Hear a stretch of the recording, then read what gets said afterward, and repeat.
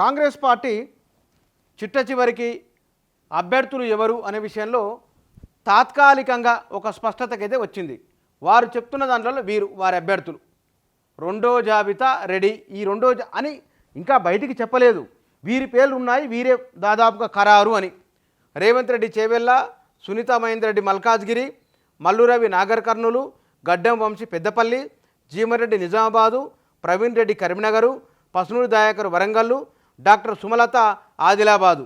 ఇవి వీరి పేర్లు ఖరారైనట్లు ఈ కథనం చెప్తున్నది. ఇక ఈ ఎంపీ అభ్యర్థులకు సంబంధించిన వాట్లలో ఆంధ్రజ్యోతి కథనం మరోలాగా ఉన్నది.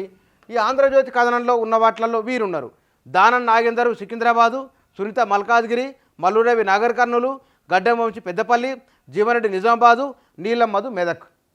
ఆ జాబితాకి ఈ కొంచెం 2-3 పేర్లు అటు ఇటు ఉన్నా ఓవరాల్గా ఒక 6 నుంచి 7 మంది పేర్లు ఖరారైనట్లు. ఇక్కడ గమనించాల్సిన ఈ 2 విషయాలు.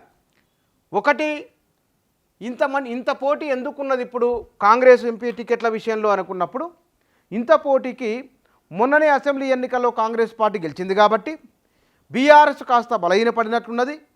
భారతీయ జనతా పార్టీకి ఇప్పటికిప్పుడే అంత సీట్లు వచ్చే అవకాశం లేదు. పోటీ కాంగ్రెసు బీజేపీ మధ్య ఉన్నప్పటికీ కాంగ్రెసు అమలు చేస్తున్న పథకాలు, ఉచిత బస్సు ప్రయాణము ఇత్యాది అంశాలు తమను గెలిపిస్తాయని కాంగ్రెస్ నాయకులు బలంగా భావిస్తున్నారు. ఆ భావించిన కారణంగానే పోటీ పడుతున్నారు.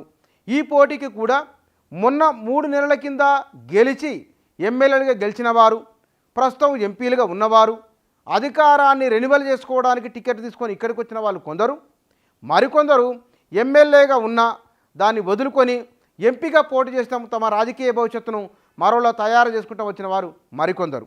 అయితే 2014 ముందు కాంగ్రెస్లో ఉన్నవారు అవకాశం కోసం ఆ పార్టీలోకి వెళ్ళిపోయినరు, ఆ తర్వాత మళ్ళీ ఈ పార్టీలోకి వచ్చిండ్రు. ఇట్లా వచ్చిన వారి విషయంలో ఓటర్ల ఆలోచన ఎట్లా ఉంటుందో చూడాలి. ఎందుకంటే గడిచిన 10 సంవత్సరాల కాలంలో తెలంగాణ ఉద్యమానికి ఆనాడు ద్రోహం చేసిన వారు, తెలంగాణ ఉద్యమకారులపై దాడులు చేసిన వారికి బీఆర్ఎస్ అవకాశం ఇచ్చిందని, తెలంగాణ ఉద్యమకారులను పట్టించుకోలేదని పెద్ద ఎత్తున కాంగ్రెస్ పార్టీ ప్రచారం చేసింది. బీజేపీ కొంతమేర దానికి తోడైంది. ఈ ప్రచారాల కారణంగా ప్రచారాలందరూ ఒక నిజం కూడా ఉన్నది.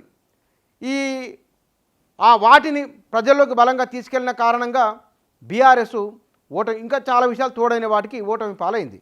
ఇప్పుడు అవకాశం కోసమై, అవసరాల కోసమై పార్టీలు మారే వారి పట్ల మరి ఓటర్ల తీర్పు ఎట్లా ఉండబోతున్నది అనేది కూడా ఒక కీలక అంశం.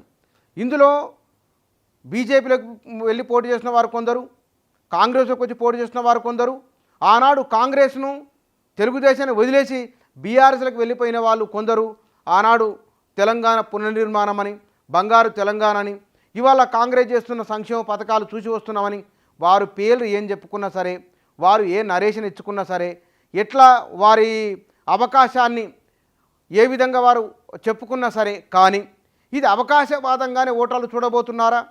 వారి రాజకీయ భవిష్యత్తు కోసం ఏ పార్టీని ఎప్పుడైనా వస్తామనే భావనతోనే ఉన్నారన్న విషయాన్ని ప్రజలు గుర్తిస్తారా? ఇట్లాంటి వారి విషయంలో ఓటర్ల తీరు ఎట్లా ఉండబోతున్నదో చూడాలి.